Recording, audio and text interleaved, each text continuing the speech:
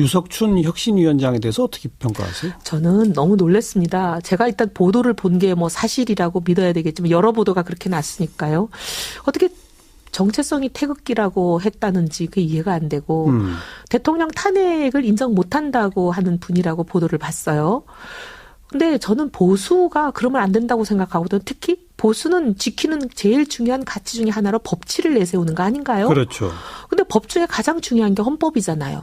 근데 헌법재판소를 무시하고 헌법재판소를 인정하지 않는 분이 어떻게 보수라는 이름을 감히 내걸 수가 있는지 저는 그 부분이 이해가 안 돼요. 네, 네. 일단 보수 진보를 떠나서 대한민국 국민으로서 헌법을 무시하고 헌법재판소를 인정하지 않는 분은 저는 과연 대한민국의 국민으로서 좀 다시 생각해 봐야 되는 거 아닌가. 자유한국당의 혁신은 어떻게 될 거라고 보세요?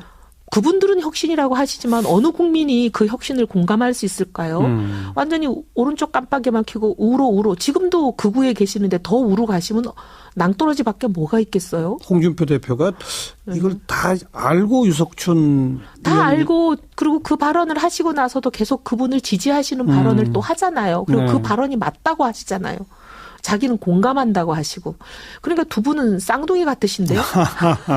네. 근데 그 자유한국당 내에서도 네. 그 유석춘 위원장의 발언이나 이런 거에 대해서 비판이 나오지 않습니까? 아우, 상식이 있으시면 비판 안 하시겠어요? 자유한국당 안에 계시는 상식적인 생각을 가진 의원님들은 제발 빨리 그 침몰하는 난파선에서 뛰어나오셨으면 좋겠어요. 네. 바른정당이랑 구조선이 바로 밖에서 기다리고 있습니다. 한때 정당 같이 했던 장제원 의원 네. 돌아갔었지 않습니까? 자기가 자유한국당에 복당한 것은 인생 최대의 잘못된 결정이다. 그런 얘기를 이제 공개적으로 하고 있는데 곧 다시 오신답니까? 아직 연락은 못 해봤는데요. 저는 다시 오시면 모시고 싶습니다. 그분은 일단 제가 오늘 보도를 보니까 탄핵을 인정하는 것부터가 개혁의 시작이다. 네. 공감하는 얘기거든요. 자유한국당에 계시는 상당히 다수의 의원들과는 지금 궤를 달리하는 인식이고 발언이잖아요. 예, 예. 그러면 자유한국당에 계시면 안 됩니다. 나오셔야죠. 그리고 저희는 뭐 그런 분이라면 저희는 얼마든지 같이 갈 수 있습니다. 그뿐 아니라 네. 좀 다른 분들도 바른정당 문을 좀 두드리고 있는 분은 혹시 없습니까? 있습니다. 있는데 아직 저희가 이제 숫자가 얼마나 됩니까? 숫자는 좀 됩니다. 좀이라는 게 그러니까 두 자릿수 이상? 저하고 얘기하는 분은 한 자릿수인데 저만이랑 얘기하는 게 아니라 또 다른 의원님들도 얘기하는 분들이 있으니까 합하면 그렇게 될 수도 있겠죠. 네, 네. 예. 근데 이제 그런 분들이 예를 들면 그냥 립 서비스로만 개혁을 얘기하는 게 아니라 정말 말과 행동이 일치하는 것을 입증하시면 저희는 얼마든지 같이 갑니다. 과거에 어떠했던지보다 더 중요한 것은 미래 앞으로 어떻게 하겠다는 것을 입증해 주시기만 하면 같이 가겠습니다. 네. 그럼 바른정당 입장에서는 유석춘 혁신위원장, 홍준표 대표 이 체제가 오히려 반가운 거 아닙니까? 아유, 근데 뭐 저희 만약에 자유한국당이 이해운 대표가 걱정할 정도로 제대로 개혁 혁신을 하면 바른정당하고 정말 치열한 경쟁이 될 수도 있는데 보수 혁신에. 근데 지금 이해운 대표는 자유한국당은 완전히 극우로 가고 있다. 그럼 더 반가운 일 아니에요? 아니요, 그렇지도 않아요. 왜냐하면 아니에요? 그분들이 계속 그런 식으로 사람을 선동하고 현혹시키고 국민들을 잘못된 길로 끌고 가는 거는 정말 우려스러운 일이지 좋은 일은 아니죠. 네. 그분들이 지난 대선 동안에 뭘 하는지 우리 너무 똑똑히 봤습니다. 가짜뉴스를 얼마나 대량으로 살포해서 수많은 사람들을 피해자로 만들었습니까? 많은 사람들이 대선을 끝나고 나니까 심지어 기차간에서 어제도 제가 기차를 타고 오는데 한 두세 사람이 오셔가지고 저한테 그 얘기를 해요. 홍준표 후보가 문재인 후보를 이긴다는 카톡을 받았다는 거예요. 저희들도 다 받았죠. 네. 문자도 받고. 네. 선거 막판에. 본인들 그거 믿었다는 거예요. 그래서 보수가 정말 집권이 되는구나. 홍준표라는 분을 찍고 싶지 않았지만 정말 보수 집권을 위해서 찍었는데 나중에 뚜껑을 열어보니 유승민, 홍준표 다 합해도 문재인 후보 반밖에 안 되더라. 뭐 이런 얘기예요. 예. 그러면서 왜 그렇게 가짜뉴스였던 거를 몰랐을까. 이러고 후회를 많이 하시는 분들을 아직도 만나거든요. 그렇죠. 그러니까 그분들이 그렇게 국민을 속이는 일은 대한민국을 위해서 좋은 일이 아닙니다. 저희는 좋다고 보지 않아요. 네. 아주 위험합니다. 바른정당 뭐 계속 자유한국당 얘기만 너무 하는 것 같아서 네. 바른정당 앞으로 이제 어떻게 변모시켜 가실 것인지 네. 어떤 인터뷰 내용을 보니까 그동안 보수정당은 60, 70대 TK가 핵심이었다면 앞으로는 20, 30대 수도권 맞습니까? 저희 현재 당원 분포가 그렇습니다. 지난 대선 기간 동안에 굉장히 입당이 늘어났어요. 저희 입장에서는. 그리고 특히 이제 탈당 사태를 계기로 좀 이렇게 많이 뛰었습니다. 예, 예. 입당과 후원금이. 예. 그리고 나서 제가 이번에 전당대회를 하려고 어떤 분들인가를 봐야 뭐 선거를 그렇죠, 하니까 그렇죠. 파악을 해보니까 수도권 2030이 주력 부대예요. 저희 당에. 아, 그렇습니까? 그래서 깜짝 놀랐습니다. 네. 그래서 저희가 이게 물론 당원이 많지는 않죠, 아직. 많지는 않죠. 네, 많지는 않은데 이제 비중으로 말씀드리는 거죠. 예. 그래서 과거와 같은 소위 한나라당, 새누리당 시절과 같은 마음과 그런 자세로 이 당을 끌고 갔다가는 안 되겠구나 그렇죠. 하는 걸 많이 느꼈습니다. 예. 근데 어떻게 보면 저희가 지향하는 바와 상당히 지금 저희 당원으로 계시는 분들이 맞아 떨어지기는 해요. 그러니까 저희를 지지하시겠죠. 네. 그래서 저희는 앞으로 이 방향도 물론 지속해 나가겠지만 당연히 이제 확대하는 의미에서 계층과 연령층은 넓혀 나가는데 그래도 중심은 어쨌든 젊은 층에 상당히 둘 수밖에 없는 상황입니다. 네. 그 젊은 층의 지지를 더 끌어올리고 당원도 확보하기 위한 어떤 계획이 있으세요? 네. 저희 젊은 층들은 보니까 진보 보수에 관심이 없어요.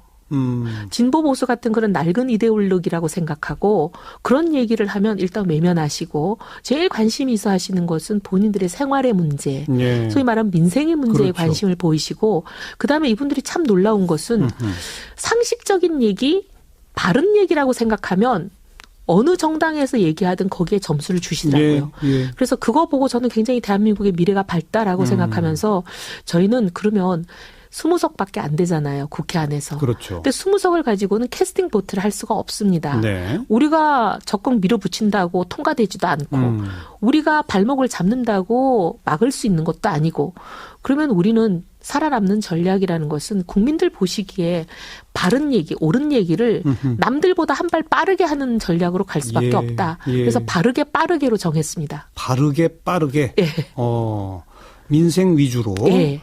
모두가 그건 맞는 얘기네 예. 하는 이야기를 남보다 빨리. 예, 국민들이 예. 공감하실 수 있는 정책, 그다음 국민들이 공감하실 수 있는 결정 이런 거를 바르게 빠르게 하자. 이렇게 좀 정했습니다. 그 바르게 빠르게가 이제 전국 현안 속에서 드러나야 되거든요. 네. 아직은 안 드러나고 있는 것 같아요. 예, 조금 좀 뭐라 그래야 되나 조금 답답한 면은 저도 있긴 한데 예. 저희가 조금씩 변하고 있습니다. 글쎄, 근데 네. 지금 인사 문제, 추경 문제, 정부 조직법 문제 이런 게 좀 이렇게 꼬여 있는 상태 아니겠습니까? 정부조직법은 저희는 정부가 출범하게 해주자예요. 그래서 정부조직법이라는 것은 어떤 정권이든 선거에서 국민들이 선택했으면 그 정부가 꾸려가고 싶은 형태로 예. 가게 해주자. 그래서 저희는 정부조직법 해주겠다는 생각이었고 처음부터 그랬고 지금 발목 잡지 않았습니다. 네. 근데 이제 추경이 조금 저희가 원래 생각했고 제가 말씀드렸던 거하고 조금 다르게 가서 제가 조금 송구스럽기도 한데 처음부터 저는 추경이라는 민생 문제는 정쟁과 연계시키는 것을 최소화하겠다 했고 예. 추경을 이제 야3당이 보이콧하기로 공조를 하는 때 우리 정책위 의장님이 가셔서 합의를 하고 오셨다고 했는데 그때는 저는 당대표가 아니었죠. 예. 그럼에도 불구하고 저는 이 추경은 들어가야 된다. 심의하자라고 얘기했고 당대표가 되고 나서도 추경은 심의한다 그랬어요. 예.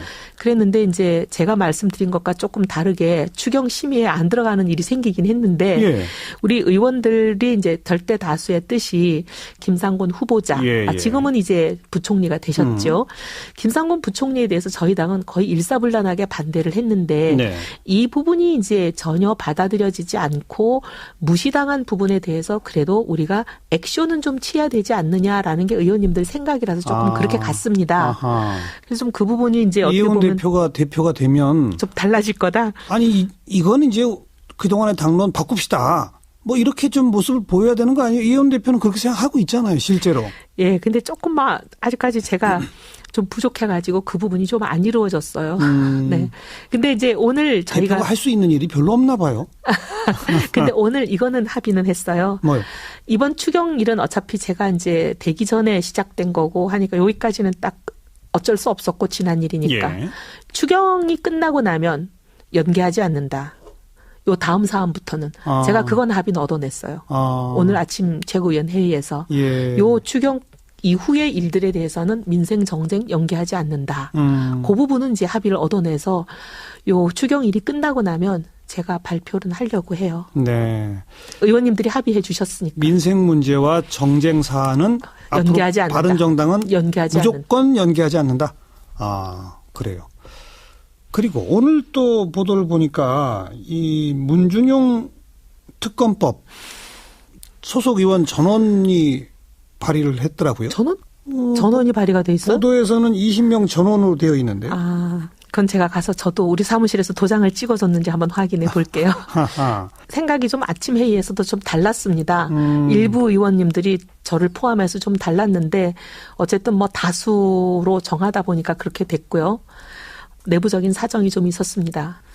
아니 왜 이걸 제가 여쭤보냐면 풀어보실 수밖에 없다는 것도 이해합니다. 지금 뭐 자유한국당, 뭐 네. 국민의당 이런 당들과 좀 차별화될 포인트들을 제가 짚는 겁니다. 그러니까 네. 인사 문제, 추경 문제 뭐 이런 부분에서 우리 국민들 사이에 뭐 문준용 특검법이 필요하다고 보는 분들도 물론 계시겠습니다만 또 상당히 많은 다수의 국민들께서는 선거 때마다 몇 번 걸러진 일을 이제 와서 또 그걸 던진다는 것은 그야말로 문제 있는 거 아니냐라는 인식이 있어서 그걸 제가 한번 여쭤보는 거예요. 사실 이제 증거 조작에 대한 특검과 취업 특혜 의혹에 대한 특검 두 개를 어떻게 보면 쌍끌이 특검을 가자. 지금 이 부분에 대해서 서로 생각이 다른 거잖아요. 예, 예. 근데 이제 아침에 이제 회의에서 저희가 조금 일부 생각이 다른 부분들이 내부적으로 있었습니다만 어쨌든 뭐 숫자가 특검을 가자는 분들이 좀 많으셔가지고 그렇게 가긴 했습니다. 하여튼 내부적으로 좀 다른 의견은 있었지만 결정이 되고 나서 제가 뭐 개인 의견을 얘기하는 거는 좀 할 수가 없는 상황이라 양해해 예. 주시기를 부탁드리겠습니다. 20명이지만 이해운 대표의 의견이 다수 의견은 아닌 경우가 많은 것 같네요. 뭐 당연하죠. 당대표 의견이라고 다수 의견이 되지 않는 경우는 많죠. 그렇지만 앞으로 이해운 대표식 방향으로 당을 변화시켜 가려면 의원들을 설득할 수 있어야 되는 거 아닐까요? 예, 설득을 많이 해야 돼. 이게 이제 하루 아침에 되지는 않는데 조금씩 되고 있습니다. 그래요? 예. 네, 네. 이제 2주 됐는데요. 뭐. 뭐 물론 뭐 그렇습니다만 네. 이 보수의 본진이 되겠다라고 하는 얘기는 이제 앞으로 선거를 거치면서 뭐 자유한국당보다 뭐 선거 득표율도 높고 당선자들도 많아지고 이걸 이제 하겠다는 거 아니겠습니까? 네. 가능할까요? 저는 가능하다고 믿습니다. 지금 현재 지지율도 보면 저희가 1, 2% 자유한국당보다 높은데 근데 사실 거기서 거기에요. 지금은. 오차범위라고 보시는 말씀이신 것 예, 같은데 예. 그래도 추세라는 게 있지 않습니까? 그분들은 107명의 의원을 갖고 있고 저희는 5분의 1도 안 되는 20명밖에 없는데도 이미 역전은 일어났어요. 근데 이제 여론조사라는 게 말씀하신 대로 몇 퍼센트 차이냐 하는 건 지금 거기서 거기라고 볼 수 있지만 일종의 추세는 있는데 그분들은 불과 몇 단절만 하더라도 50%에서 지금 계속 내려오고 있는 그렇죠. 분들이고 우리는 올라가고 있는 사람들이고 이미 교차는 일어났고 예. 그래서 저희는 미래가 밝다라고 생각할 뿐만이 아니라 그다음에 저는 시대의 흐름은 그렇게 갈 수밖에 없다고 봅니다. 왜냐하면 이번에 유석춘 혁신위원장, 홍준표 대표로 드러나는 그분들은 끊임없이 지금 대한민국에 아주 한 줌밖에 남아있지 않은 태극기 세력을 대변하는 분들이잖아요. 예, 예. 근데 5천만 국민이 태극기 세력과는 생각이 다르잖아요. 그리고 이 대한민국은 앞으로 계속 전진해 나가는데 그분들은 변하지 않고 계속 남아있기를 버티는 분들인데 네. 점점 거리는 멀어지고 결국 그렇게 대한민국으로부터 유리되는 분들은 소멸밖에 운명이 더 있겠습니까? 그렇게 소멸되는 분들은 지지율을 받기가 어렵지 않겠어요? 네. 네. 그리고 바른 말을 남보다 빠르게 제대로 보여준다면 올라갈 것이다. 네. 그렇게 저희가 열심히 하겠습니다. 예. 문재인 대통령 잘하고 있어요? 어때요? 전반적으로 평가를 좀 해 주신다면. 뭐 이제 긍정적인 평가를 할 수 있는 부분도 있고 조금 아쉬운 면도 있고 그렇죠. 제일 긍정적인 건 뭐고? 소통하려는 의지, 자세 이런 부분들은 좋습니다. 인정하고 평가하고요. 제일 아쉬운 부분. 아쉬운 부분 조금 일머리가 좀 더 좀 유능하고 현명했으면 좋겠다 하는 생각이 드는 부분이 있는데요. 예를 들면은 사드도 예. 철회하지 않는다고 천명을 하셨잖아요. 네. 미국 가셔서 한미 네. 정상회담에서. 철회를 안 할 것 같으면 그 불필요한 소위 비용, 사드 보복 때문에 생기는 비용 여러 가지 공론 분열, 혼란 이런 것을 어떻게 최소화하려고 하면 그 법에 의해서도 안 할 수 있는 여러 가지 부분들은 생략하고 이미 가고 있는 것을 굳이 예. 잡을 필요가 있었나. 아하. 그래서 또 새로운 논란을 일으키고 또 새로운 비용을 발생시킬 필요가 있었나 하는 게 이제 저희 생각이고 그다음에 원전 문제는 사실 저희도 바른정당도 원전이 단계적으로 줄여나가는 거가 공약이고 예. 공감합니다. 그런데 너무 급하다. 급하다. 그래서 이런 부분이 상당히 많은 사람들을 좀 불안하게 한다. 왜냐하면 신재생 에너지가 그만큼의 원전만큼의 전기를 생산해서 대체가 되려면 실이 상당히 걸릴 텐데 예. 그 시차 때문에 생기는 수급 차질은 어떻게 하겠다는 로드맵을 아직 보여주질 않으시니까 불안하죠. 네, 그리고 네. 비용은 어떡하나 하는 생각도 들고. 물론 지금 정부도 방향은 제시했지만 급하게는 못할 거예요. 예. 근데 그렇지 이제 뭐 않습니까? 대안을 마련해 가면서 근데 해야 뭐 되겠죠. 당장 하는 것처럼 또 그렇게 처음에 나갔잖아요. 그런 면에서 일머리에 좀 아쉬움이 일머리가 조금 더 현명했으면 좋겠다. 있다. 예. 네. 바른정당하고 대화를 더 많이 하시게 되면 일머리가 더 좋아질 수도 있는데, 그죠? 저희는 그래서 반대하는 거가 중요한 게 아니라 반대를 하면서 대안을 계속 제안하면서 맞아요. 어쨌든 대한민국이 잘 돼야 되지. 저희는 과거처럼 뭐 여당이 실패하기만 기다려서 야당이 반사이익을 얻겠다. 그건 솔직히 자존심 상하는 일이라고 예. 생각해요. 좋은 일이지 좋은 일은 아니죠. 네. 그분들이 지난 대선 동안에 뭘 하는지 우리 너무 똑똑히 봤습니다. 가짜 뉴스를 얼마나 대량으로 살포해서 수많은 사람들을 피해자로 만들었습니까? 많은 사람들이 대선을 끝나고 나니까 심지어 기차간에서 어제도 제가 기차를 타고 오는데 한 두세 사람이 오셔가지고 저한테 그 얘기를 해요. 홍준표 후보가 문재인 후보를 이긴다는 카톡을 받았다는 거예요. 저희들도 다 받았죠. 네. 문자도 받고. 네. 선거 막판에. 본인들 그거 믿었다는 거예요. 그래서 보수가 정말 집권이 되는구나. 홍준표라는 분을 찍고 싶지 않았지만 정말 보수 집권을 위해서 찍었는데 나중에 뚜껑을 열어보니 유승민, 홍준표 다 합해도 문재인 후보 반밖에 안 되더라. 뭐 이런 얘기예요. 예. 그러면서 왜 그렇게 가짜뉴스였던 거를 몰랐을까. 이러고 후회를 많이 하시는 분들을 아직도 만나거든요. 그렇죠. 그러니까 그분들이 그렇게 국민을 속이는 일은 대한민국을 위해서 좋은 일이 아닙니다. 저희는 좋다고 보지 않아요. 네. 아주 위험합니다. 바른정당 뭐 계속 자유한국당 얘기만 너무 하는 것 같아서 네. 바른정당 앞으로 이제 어떻게 변모시켜 가실 것인지 네. 어떤 인터뷰 내용을 보니까 그동안 보수정당은 60, 70대 TK가 핵심이었다면 앞으로는 20, 30대 수도권 맞습니다.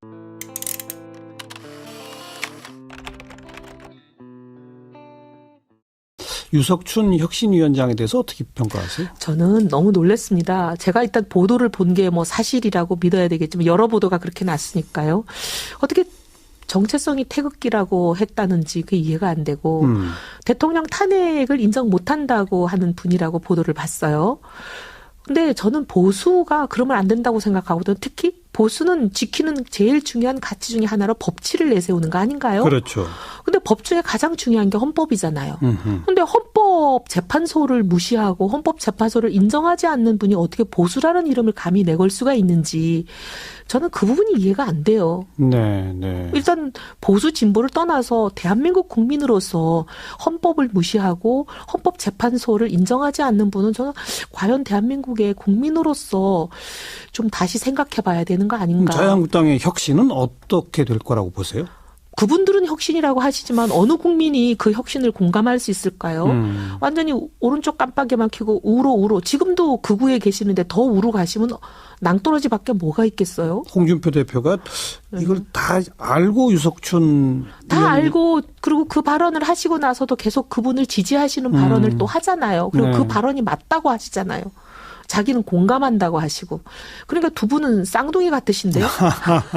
네. 근데 그 자유한국당 내에서도 네. 그 유석춘 위원장의 발언이나 이런 거에 대해서 비판이 나오지 않습니까? 아우, 상식이 있으시면 비판 안 하시겠어요? 자유한국당 안에 계시는 상식적인 생각을 가진 의원님들은 제발 빨리 그 침몰하는 난파선에서 뛰어나오셨으면 좋겠어요. 네. 바른정당이랑 구조선이 바로 밖에서 기다리고 있습니다. 한때 정당 같이 했던 장제원 의원 네. 돌아갔었지 않습니까? 근데 자기가 자유한국당에 복당한 것은 인생 최대의 잘못된 결정이다. 그런 얘기를 이제 공개적으로 하고 있는데 곧 다시 오신답니까? 아직 연락은 못 해봤는데요. 저는 다시 오시면 모시고 싶습니다. 그분은 일단 제가 오늘 보도를 보니까 탄핵을 인정하는 것부터가 개혁의 시작이다. 네. 공감하는 얘기거든요. 자유한국당에 계시는 상당히 다수의 의원들과는 지금 궤를 달리하는 인식이고 발언이잖아요. 예, 예. 그러면 자유한국당에 계시면 안 됩니다. 나오셔야죠. 그리고 저희는 뭐 그런 분이라면 저희는 얼마든지 같이 갈 수 있습니다. 그뿐 아니라 네. 좀 다른 분들도 바른정당 문을 좀 두드리고 있는 분은 혹시 없습니까? 있습니다. 있는데 아직 저희가 이제 숫자가 얼마나 됩니까? 숫자는 좀 됩니다. 좀이라는 게 그러니까 두 자릿수 이상? 저하고 얘기하는 분은 한 자릿수인데 저만이랑 얘기하는 게 아니라 또 다른 의원님들도 얘기하는 분들이 있으니까 합하면 그렇게 될 수도 있겠죠. 네, 네. 예. 근데 이제 그런 분들이 예를 들면 그냥 립 서비스로만 개혁을 얘기하는 게 아니라 정말 말과 행동이 일치하는 것을 입증하시면 저희는 얼마든지 같이 갑니다. 과거에 어떠했든지보다 더 중요한 것은 미래 앞으로 어떻게 하겠다는 것을 입증해 주시기만 하면 같이 가겠습니다. 네. 그럼 바른정당 입장에서는 유석춘 혁신위원장, 홍준표 대표 이 체제가 오히려 반가운 거 아닙니까? 아유, 근데 뭐 저희 요번에 만약에 자유한국당이 이해운 대표가 걱정할 정도로 제대로 개혁 혁신을 하면 바른정당하고 정말 치열한 경쟁이 될 수도 있는데 보수 혁신에. 근데 지금 이해운 대표는 자유한국당은 완전히 극우로 가고 있다. 그럼 더 반가운 일 아니에요? 아니요, 그렇지도 않아요. 그것도 왜냐하면 아니에요? 그분들이 계속 그런 식으로 사람을 선동하고 현혹시키고 국민들을 잘못된 길로 끌고 가는 거는 정말 우려스럽습니다. 저희 현재 당원 분포가 그렇습니다. 지난 대선 기간 동안에 굉장히 입당이 늘어났어요. 저희 입장에서는. 그리고 특히 이제 탈당 사태를 계기로 좀 이렇게 많이 뛰었습니다. 예, 예. 입당과 후원금이. 예. 그리고 나서 제가 이번에 전당대회를 하려고 어떤 분들인가를 봐야 뭐 선거를 그렇죠, 하니까 그렇죠. 파악을 해보니까 수도권 2030이 주력 부대예요. 저희 당에. 아, 그렇습니까? 그래서 깜짝 놀랐습니다. 네. 그래서 저희가 이게 물론 당원이 많지는 않죠, 아직. 많지는 않죠. 네, 많지는 않은데 이제 비중으로 말씀드리는 거죠. 예. 그래서 과거와 같은 소위 한나라당, 새누리당 시절과 같은 마음과 그런 자세로 이 당을 끌고 갔다가는 안 되겠구나 그렇죠. 하는 걸 많이 느꼈습니다. 예. 근데 어떻게 보면 저희가 지향하는 바와 상당히 지금 저희 당원으로 계시는 분들이 맞아 떨어지기는 해요. 그러니까 저희를 지지하시겠죠. 네. 그래서 저희는 앞으로 이 방향도 물론 지속해 나가겠지만 당연히 이제 확대하는 의미에서 계층과 연령층은 넓혀 나가는데 그래도 중심은 어쨌든 젊은 층에 상당히 둘 수밖에 없는 상황입니다. 네. 그 젊은 층의 지지를 더 끌어올리고 당원도 확보하기 위한 어떤 계획이 있으세요? 네. 저희 젊은 층들은 보니까 진보 보수에 관심이 없어요.